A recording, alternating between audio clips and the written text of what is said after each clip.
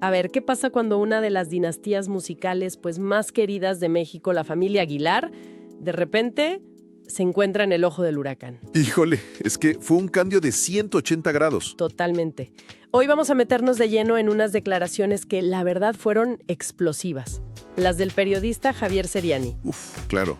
Las que afirman que hay una élite musical mexicana muy poderosa. Exacto. Una élite que, según él, está intentando callar a Pepe Aguilar y a sus hijos. Tenemos aquí sus reportajes, las entrevistas, las supuestas pruebas. Y la misión de hoy es esa, ¿no? Esa es. Desmenuzar toda esta narrativa, entender las acusaciones, las tácticas que se describen y, bueno, basarnos únicamente en el material que se ha hecho público. Y es clave entender desde el principio que esto va mucho más allá. O sea, la historia que construye Seriani no es un simple chisme de farándula. No para nada. Lo que él plantea es un choque de trenes. Haz de cuenta que entre dos fuerzas: la independencia artística total y el control corporativo de la industria. Claro. El punto de partida de toda la controversia es que la autonomía de los Aguilar, con Pepe siendo su propio productor, empresario, dueño de su disquera. Pues sí, controla todo. Exacto. Eso no era solo un éxito, sino una amenaza directa al sistema. Claro, y justo ese es el meollo del asunto. A ver, regresemos a cómo empezó todo. La bomba estalló en el programa Chisme No Like. Sí. Cuando Javier Seriani soltó la frase, así, sin anestesia: la élite de la música mexicana quiere callar a los Aguilar. Una afirmación durísima. Durísima. Sobre todo si pensamos en la imagen que tenían, ¿no? Eran los herederos de un legado intocable, el de Antonio Aguilar y Flor Silvestre. Una carrera impecable, siempre promoviendo valores familiares. Parecían blindados. Exacto, parecían intocables. Y fíjate, ahí está lo interesante del argumento de Seriani. A ver. Él dice que el problema nunca fue su éxito. No, claro. Sino su independencia. Al no depender al 100% de los grandes consorcios, los Aguilar, en esencia, rompen las reglas del juego. ¿Y a qué se refiere con las reglas del juego? Pues a un ecosistema muy específico que, según esta fuente, controla casi todo. Las estaciones de radio de regional, los festivales más grandes, hasta el posicionamiento en las playlists digitales. O sea, si no estás alineado con ellos, simplemente no existes en esos circuitos. Justo, o estás conmigo o estás contra mí. Y en esa lógica, los Aguilar llevaban pues demasiado tiempo jugando con sus propias reglas y ganando. O sea que su modelo de negocio era el problema. Esa es la tesis central. La narrativa que se presenta es que su modelo de producir su música, manejar sus giras, controlar su imagen, demostraba que se podía llegar a la cima sin ceder el control. Y esa es una idea peligrosa para el sistema. ¡Claro! Para un sistema que se basa en la dependencia del artista, es una idea, pues, muy peligrosa. Se convirtieron en una anomalía que, según esto, había que corregir. Y aquí es donde la historia da un giro, bastante oscuro, porque la supuesta estrategia para corregirlos se enfoca en la figura más expuesta. En Ángela Aguilar. En Ángela. Vimos un cambio brutal en su percepción pública, casi de la noche a la mañana. Pasó de ser la princesa del regional mexicano, La promesa más dulce. exacto, a ser el blanco de un ataque mediático constante y, la verdad, desmedido. Totalmente. De pronto, cada palabra que decía era sacada de contexto. Cada gesto, interpretado como soberbia. Programas y publicaciones que antes la celebraban, de repente empezaron a cuestionar su actitud. Su humildad, su mexicanidad. Fue una avalancha de negatividad que parecía salir de todos lados al mismo tiempo. Ok, pero seamos honestos. No es posible que ese cambio fuera orgánico. Digo, a veces el público se cansa de un artista o no le gusta algo que dijo. ¿Qué evidencia concreta presenta Seriani para sostener que fue una campaña orquestada? Esa es la pregunta clave. Y la respuesta, según Seriani, está en el patrón. Él lo llama el libreto clásico del desgaste. El libreto clásico del desgaste. Sí, y argumenta que no es espontáneo, sino una táctica que sigue 3 pasos. Primero, te ensalzan hasta el cielo. Segundo, buscan un pretexto, por mínimo que sea, para empezar a señalarte. Y tercero, Coordinan el ataque, coordinan la narrativa negativa en múltiples plataformas para que la caída sea estrepitosa. La prueba, dice él, no es una sola nota, sino la sincronía. Que la misma crítica salga en todos lados. La misma crítica, con las mismas palabras repetida en distintos medios. Para él, esa repetición al unísono no es coincidencia, es una dirección orquestada. Una campaña de desprestigio silenciosa, pero a todo volumen. Y mientras a Ángela la bombardeaban, es ahí cuando Pepe empieza a soltar esos mensajes crípticos en sus redes. Según el análisis de Seriani, sí, la correlación es directa. ¿En serio? Mientras la imagen de Ángela era, erosionada públicamente, Pepe Aguilar empezó a publicar frases como: en esta industria hay más máscaras que talento. Recuerdo esa. Y otra de: no todos los que te sonríen son tus amigos. Justo. Seriani interpreta esto no como simples reflexiones, sino como la única forma que tenía de comunicar que estaban bajo presión. Mensajes en clave. Una manera de decir algo está pasando sin poder señalar directamente. Exacto. Por temor a represalias mayores. Es que suena a una mafia, a un sistema de exclusión total. Y si eso pasaba tras bambalinas, lo más increíble fue el silencio en público. Seriani no solo acusa, presenta lo que él llama pruebas, capturas de pantalla, mensajes, y describe las tácticas como algo muy sutil. Justo, no son amenazas de película. La narrativa describe un boicot mucho más elegante y efectivo. ¿Cómo? Llamadas que de repente no se devuelven, entrevistas pactadas que se cancelan a última hora, contratos que se quedan en revisión indefinidamente. La idea de hacerte desaparecer sin tocarte. Ándale.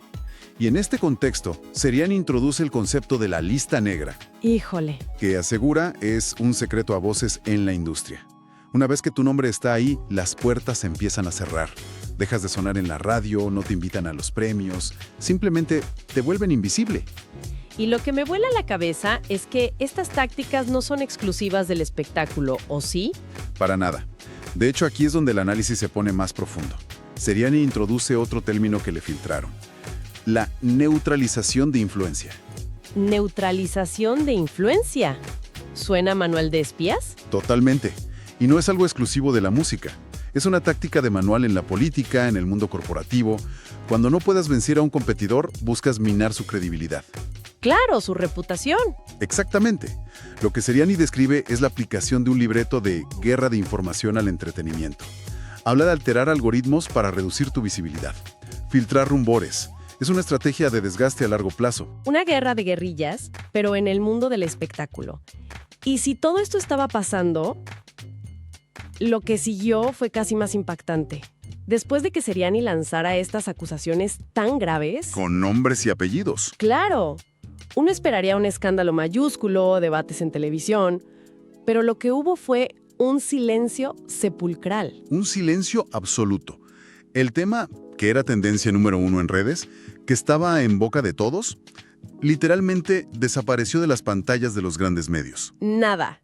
Ni menciones, ni aclaraciones. Desmentidos. Nada. Y ese silencio es, para Seriani, la prueba más contundente de todas. Él tiene una frase sobre eso que es brutal, ¿no?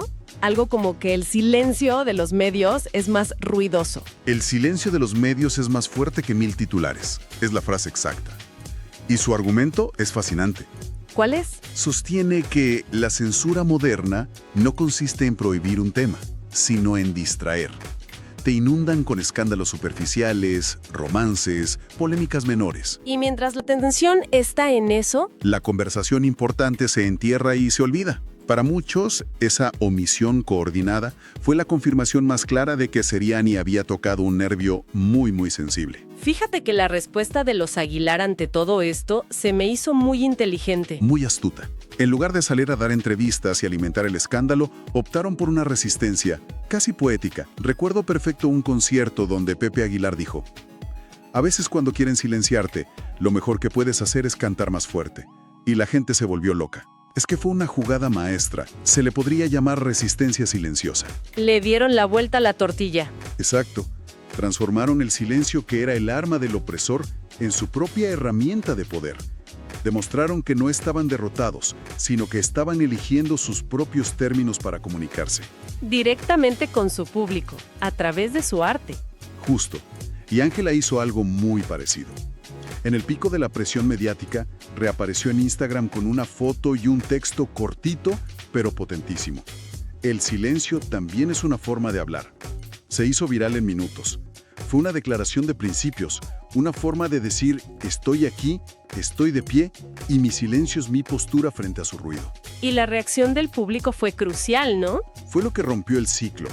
Lejos de abandonar a la familia, sus seguidores se volcaron a defenderlos. Sí, las redes se llenaron de apoyo. Totalmente. Crearon campañas orgánicas con hashtags como No nos callarán. Empezaron a compartir masivamente clips de conciertos, entrevistas antiguas, y construyeron una contranarrativa muy poderosa, Demostraron que la lealtad del público es fuerte. que no se puede destruir tan fácil con una campaña mediática. El público les dio la razón. Entonces, ¿cuál es el balance final de todo esto? Porque el caso acabó trascendiendo fronteras. Así es, se empezó a discutir en medios internacionales como un caso de estudio. Y la pieza final del rompecabezas que presentó Seriani fue la más potente. ¿Qué fue? Un supuesto documento interno filtrado de una de las grandes compañías. El documento describía políticas de gestión de reputación y protocolos de contención. Híjole. Básicamente un manual de operaciones para aislar y neutralizar a quien no se apegue a las reglas. Un manual para silenciar artistas. ¡Qué fuerte! Si conectamos todos los puntos, el resultado final que describe la fuente es una gran paradoja. El intento por silenciar a los Aguilar no solo fracasó, sino que tuvo el efecto contrario. Los hizo más fuertes. No fueron silenciados, se convirtieron en un símbolo de resistencia. El intento por apagar su voz los hizo más relevantes y de paso dejó expuesta la maquinaria interna de la industria. Se abrió un debate que ya no se pudo ignorar. Justo, sobre la manipulación mediática y las listas negras. O sea que, en su intento por hacerlos un ejemplo de lo que pasa cuando no obedeces, Los convirtieron en un ejemplo de cómo se puede resistir. vaya cosa. Demostraron que la conexión real con el público y, pues, la integridad artística pueden ser al final una herramienta mucho más poderosa que cualquier estrategia de control. En resumen, hemos desmenuzado esta narrativa de una supuesta conspiración para silenciar a la familia Aguilar. Exploramos las tácticas de desgaste que describe Javier Seriani, el impactante silencio de los medios y la inesperada resistencia que surgió a través del arte. Y del apoyo del público. Y del apoyo incondicional del público. Y para cerrar, me gustaría dejar una última idea en el aire, que se basa en una frase final de Seriani. Él dijo, ellos abrieron una puerta y ahora nadie podrá cerrarla. La fuente detalla lo que supuestamente le ocurrió a una de las familias más poderosas de la música en México. Y esto nos lleva a una pregunta inevitable. A ver, Si esto es lo que enfrentan los Aguilar con todo su legado, sus recursos y su enorme plataforma, ¿qué panorama enfrentan los artistas emergentes que buscan independencia, que sueñan con seguir su propio camino, pero que no tienen el mismo poder para defenderse?